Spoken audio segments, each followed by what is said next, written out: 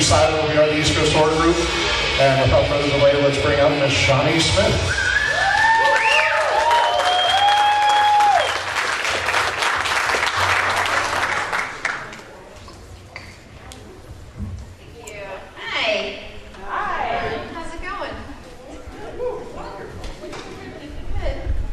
First of all, thank you for taking some time and talking with us. We appreciate it. So, first question, let's just start off something easy though. How did you get involved in acting? Oh boy, my mother was very competitive, and she remarried when I was 8. And there was a girl on the block who did, we moved, and she did Northern toilet paper commercials, and this little Irish girl. And her mother, we go walks around the block, and her mother said, Arlene this and Arlene that, and my mom got all competitive. She's my daughter. She took a bunch of pictures of me and got me an agent. And then I did more commercials than Arlene. Yeah, where's Arlene now? We don't know who Arlene is. Who knows? You won. I won. My mother won. So, you've done theater, you've done film, you've done television. Is there one that you find more satisfying or more challenging? What do you feel different? No, they're all like really different. The fun thing about theater is you rehearse and you get that camaraderie, and then you get to do it from beginning to end. You know, and you get that interaction with the audience. And so half-hour sitcom, the old way, was kind of like combining live theater and TV. Becker was like that, so it was really fun to get the energy from the audience. You know, it's like, you know, you feed off of, yeah, that's really good. And then it's also fun to kind of craft something when you have more control, like in film. So and film, you're out of sequence, you know. So yeah, they're very different. I didn't know that. It was old school style, 4 camera, or 5 camera, a lot of cameras. So one of your first major films was Summer School.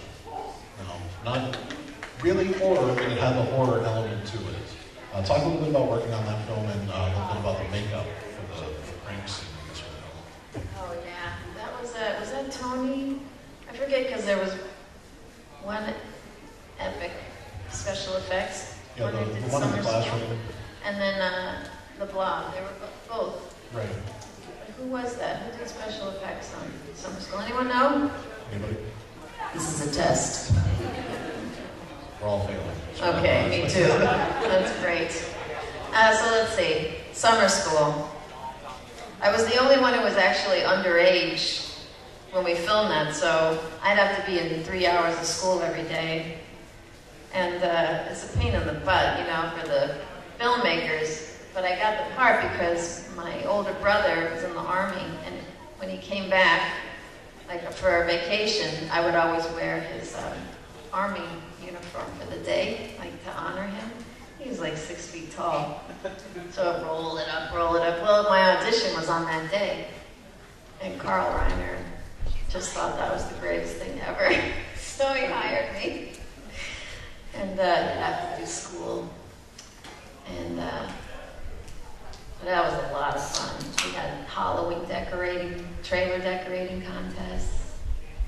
And Kirstie Alley was always on some crazy brown rice diet. Everybody was really fun. And the special effects were awesome. Yeah, I can still feel that latex on my neck. So, what was it like being such a young actor working with such a great director like Carl Reiner and also working with Mark Harmon? Yeah, well, you know, Carl Reiner's just kind of as good as it gets. Yeah, we're just really lucky. And Mark Harmon's such a gentleman. He's really stellar. Yeah, I've worked with some great people, like Ted Danson's pretty stellar. Charlie, I'll live forever. You're pretty stellar. Ah, thanks. So, you worked on the Blob. So, could you tell us about the time on set there and what it was like to be, in a remake of a film with that Good thing I didn't really realize the magnitude. I can think of his Kevin Dillon and his mullet. It was awesome. We'd be doing interviews with Kevin, and I'd be like, wow, it was like a spiritual battle, you know, and real serious, and Kevin's like, Shawnee, it's a horror movie, you know, like, yeah, we had some fun, you know, got to fire some guns, rode the motorcycle, it's awesome. Pretty good pressure. And I remember late night shooting all night long in the freezing cold, drinking lots of coffee. And Abbeville, Louisiana, that's right. The whole town, it was one main town road, and so the whole town got involved. I remember this kid who's got to be an adult now, Donnie, who's just a kid working on the crew, you know, and sometimes he'd fall asleep on my lap, you know, anything. Family affair. There's the one restaurant down there, we'll cook everybody food. Yeah, really sweet town. Do you remember a lot of practical effects used? How did they do the Blob? Or was it one of those things where you had to pretend you were looking at Oh something? yeah, a lot of that. A lot of a piece of tape on a stick, you know? A lot of that's fun to act. But they did different things. At one time, they had, we were in Northridge and there was an art school there. And so they got all these art students to volunteer, and they were like inside of a big piece of silk, and had like these mechanisms in their hand, and they all walked kind of together in unison and made it move. And sometimes it was like plastic crystal, sometimes it was stuff. I said, what is this made out of? They said, well, you drink it in your McDonald's milkshake. I haven't had a lot of McDonald's milkshakes since then. But they use a lot of different kind of effects. Yeah. So, you got to work with John Candy at your film there. What was it like working with him? Awesome, pretty much. I remember him he called me one night. He says, Shawnee, this is John. I says, oh, hi, John. Are you asleep? Yeah, I'm just a kid. Hey, come downstairs. What? Come downstairs. There's a white limousine. Come on, Shawnee. I says, okay. Come downstairs. It's him and Bon Jovi, the whole band, in a white limousine. And we commenced the touring, like the red light district, and the blues clubs. And John was up in got up on stage and sang the blues. It was funny. I mean, I was 18, maybe even 19. But that was really fun. And John Bon Jovi there were like, dancers on the stage, and he's just telling me how much he loves his wife and about their life. And I thought that was pretty cool. Yeah, John was awesome. I says if he could be like a tiny bit as kind to himself as he was to everyone around him. He was so concerned, but he had his personal trainer there to help him. He was having her train everybody else, and he was just so kind, so generous, but clearly to himself. So did you guys were they expecting John Candy much of you? I don't know. I mean, who expects that? It's great when it happens. So you were in the TV series The Stand. Talk about working on a production like that. I'm sure it was comparable to a major Hollywood production. Yeah, well, that was great because I hadn't worked for a few years. I was like a kid making that kind of transition, and Diane Lane had that part, and then she got pregnant. Yeah. And she would have been, it filmed over such a long time, she would have been, so I got a call out of nowhere. Like, you were playing Julie Lowry in The Stand, McGarris and Gary Sinise, and I was like, what? It was one of those moments like, am I dreaming? And that was fun. That was really fun. Stephen King said, I got to meet him, yeah. Very quiet. was it? Yeah. He and Becker were real good buddies. Yeah. So, obviously you read the movie Saw. So talk about the audition process and just kind of walk us through how you, became attached to the series. Well, I didn't audition. I auditioned for the Blob, and I can tell you there were a lot of auditions. And I remember one audition, Chuck Russell was like, there was a couch in the office, and he had me acting out scenes like, the tape on the stick. Like, then you dive behind the couch, and then look up, and there it is, and you shoot at it. The things you do. But for Saw, they were, James Gunn was a young kid, but he was an 80s fan. So he knew my work, and I was with the same, my manager was, Mark Bird had a management company, and my manager and I were there. And so they asked me gave me the script and said, I'd like you to do the part of the jaw trap. And I read it, and I was so disturbed. And it was just like, I was going through a divorce, and I was just like, I can't. It's a great script, but I can't live this out right now. But I really appreciate it. And they were like, meet us in the office tomorrow at 2. So I come in, and we're in the big conference room, and they showed me the jaw trap scene, because that's what they filmed. But Lee Whannell was in the jaw trap. That's how they got the movie made, as they filmed that scene. And so I watched it in the conference room. I was like, yeah, I want to do that part. I changed my mind. It's got to feel free to have James Gunn. Let's call you and say what you James Wan, yeah. I wish James Gunn would call me and tell me that now. Yeah. So we've got to interview Tobin Bell here at Days of the Dead a few times. Talk about working with him. He's definitely an interesting fellow. Yeah, they lucked out when they got him for that part. He's like scientific. Yeah. So there was no hole unfilled with Tobin, like in the first movie, that's him on the floor. Anytime you see that body on the floor, that's him. And when it came time for Saw 3, there are probably still marks on the sidewalk that we burned just from walking and talking, because we saw the script and we were like, we could have done like master and servant and apprentice, and we were like, no, they're like, it's kind of a love story, Saw 3. Not everyone gets that, but it really is.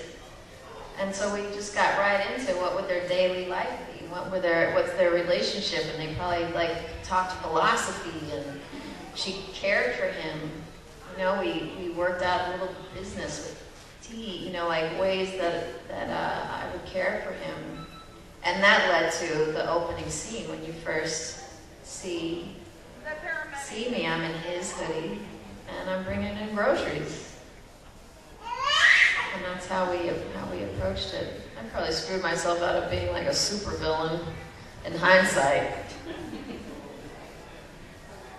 So, you were involved obviously with the Mask Trail and also the Needles one, which is the one that Isn't that awful? Yeah. So, do you have a particular? I assume you've seen the films, all the films. Do you have?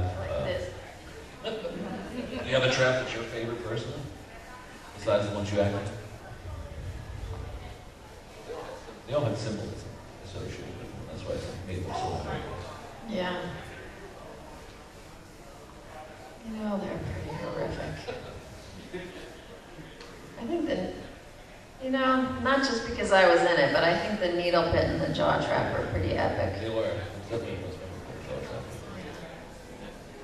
Yeah, they told me right before we filmed that scene, they had college students taking those needles out one by one. And they didn't realize they needed like 100 times more needles than they thought, so, and put them in the monofilament. One by one, 300,000 or something. Right before we shot the scene, they said, there's one that we are not sure. The odds were The odds were, yeah. Now, would you consider Jigsaw a serial killer? Would you? Personally, no. No? No, he gave you the option. I gave you the option. Awful options, but he gave you the option. And he never really killed anybody. So I was just curious if you had any thoughts on that. Yeah, well, I certainly don't think Amanda saw him as that. You know, Shawnee Smith, I don't know if he was doing it was like such a service to people. I think there are probably gentler ways to try and wake people up to appreciate their lives, but it was an effective method. But yeah, I don't think Amanda saw him that way. I mean, she loved him. Almost as a savior of sorts. Yeah, he was her savior. And that's the end was so tragic, you know, because she thought he had betrayed her. A lot of horror movies, the writing isn't always the best, but it seemed with Saw that they really cared about the story, and it really cared about every character that you saw in the films. Talk a little bit about that, to be able to have such a great story intermixed with the gore and the violence. Yeah, well, I think that, that all came from the first one, that first bit of genius, which I always love. Like, a lot of great things come from the confines, like the limitations they had. So they had no money, they were very limited, so they're like, what can we come up with for, that we could film in one room with two people. And so this incredible idea came out of that. And everything else, I mean, how many, 7 of them now, have kind of ridden out of that initial concept. What are you doing here? Does anyone allow you into this place? Security, clearly. Oh, thank you. My first exposure to you and your work. This is our host. I don't know if anyone Adolfo knows. Dorta. Mr. Adolfo. Hi. So my first exposure to your work was Becker, watching Becker, and Talk about good writing. I know, right? That's right. Yeah. Comedy is all the actors are talking. Comedy is the hardest in the timing, but your role, the timing you had, the quick wittiness you had, the things was just amazing. Some of the best in sitcom history. Oh my gosh. Talk about you spent obviously a lot of time there. Did you guys have back and forth like that? Just offset too? Was your relationship sibling? Yeah, Ted didn't know what to do with me. I mean, at the time, you just never know. It was like when I auditioned, Dave Hackles would say to me, he says, every time you came in to audition, you had completely different hair. I was like, is this the same actress? And then you'd open your mouth, and I was like, oh, it's her. But that was a very, he never knew. But I think he enjoyed the entertainment. So we had a lot of fun. But it's funny because I just did a movie with Pamela Reed. It comes on, I think in 2 days, maybe the 26th. It's just a sweet little family film comedy called Savannah Sunrise on INSP Network, Inspiration Network. But she's great. I don't know if you know, she was Kindergarten Cop. Oh yeah, of course. Yeah, she's awesome. And she says, at your time, she goes, well, you have this timing because you're so musical. And I was like, well, that's interesting. I never connected it to musicality. But I thought that made a lot of sense. So, but, to timing, I guess. Charlie's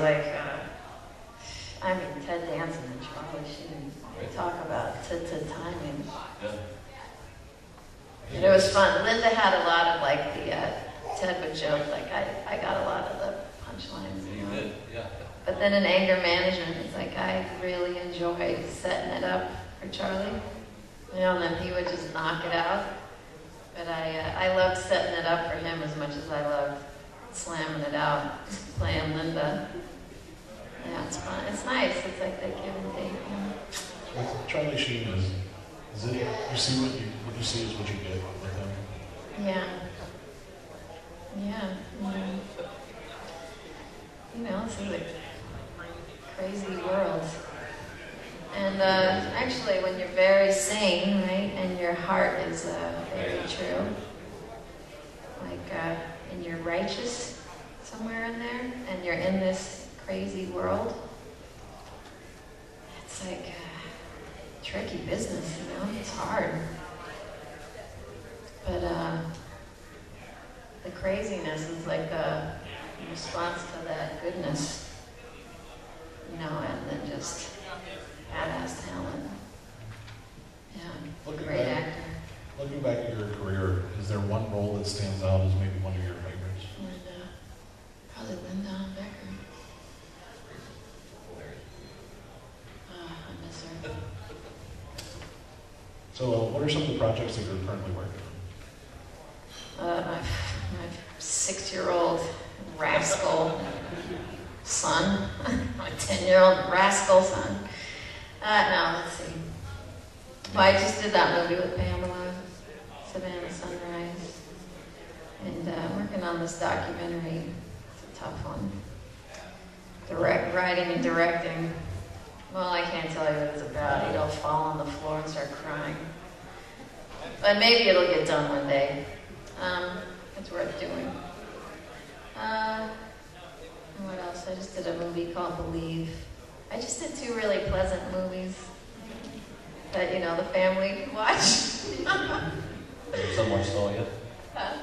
No, I don't let them watch television. Stop. It'll be a long time. You're not making Shark commercials, are you? I love my mother, but that's not me. No, I shelter them. But you know, that's how it goes, right? Yeah. You turned out pretty good. Yeah, my mom's all right. We all have our faults. So do we have any questions from the audience real quick? They can come out there. Anybody? Anyone? Don't be scared. They're like, well, she pretty much covered it. Here's the lovely lady. How did you get involved in doing music and being a band? Well, my father was a big jazz fan, and so since the time I can remember, he would take my brother and me to jazz clubs, and he'd just be there with his eyes closed, you know, and every little thing each instrument did, you know, you could see it hidden. And so there I'd be like my eyes closed, feeling the music, and my mom sang, so it was always around, you know, and then I think somehow I came to know all these like heavy metal musicians like Robert Trujillo and Roy Mayorga and Benji Webb, you know, Skin Dread, Dub War. I don't even know how it happened. But so I say, oh, it'd be interesting to have like a real heavy music, but with a very feminine female front was the concept.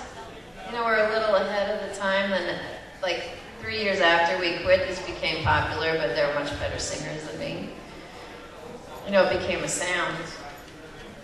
But, so I think I just kind of like, there's something in that, you know, I put my ear right up to the guitaring, you know, it was like, I thought for a while I could just blow it all out, you know? It's like kind of back to Charlie being sane in a crazy world, you know? You try different methods to, you know? But then I realized that, somewhere along the line, I realized that it's like an appetite, you know? If you feed it, it grows. I was like, well, where do I go from here, you know? Although I still have to play around with the $5 hoe being a superhero. I think maybe, like you get James Gunn to direct that, Steve Niles to do the comic strip, we might have something. Anybody else out here in the audience have anything for Johnny? What was it like working with James Wan and working with Darren Bousman on the second song? What were their different styles and what did you work with? Well, James is he's like a mad scientist, you know. I mean, he was like, came from Australia. You know, nobody knew who he was. He was getting this movie made, but he was on that set that you never saw him where he wasn't in creative turmoil. You know, like thinking of, because he was always having to sacrifice the vision in his head, you know, the shots, because we made this movie for nothing. So it was like all day you could see him just going, like, considering what he had to cut and how he could do it different, and he's just always got these crazy ideas of how to shoot it and where to put the camera. And so he was just never not in that fight of just like mad creative scientist and will fight a bloody fight to get what he wants. And you see his career, you know, it was worth the fight. And he's still like that, you know, he's the real deal. Still has a sense of humor, you know, he's still that same, he's just an artist, you know. Bousman is more like, you know, the guy at the party. It was like, he's got his own creative, you know, but just totally different. You know, he's always pulling pranks and on the set. Yeah, totally different, you know, different vibes. But both were fun, you know. Anybody else have anything they want to ask Shawnee? Going once, going twice. Everybody put your hands together for the brilliant and talented Shawnee Smith.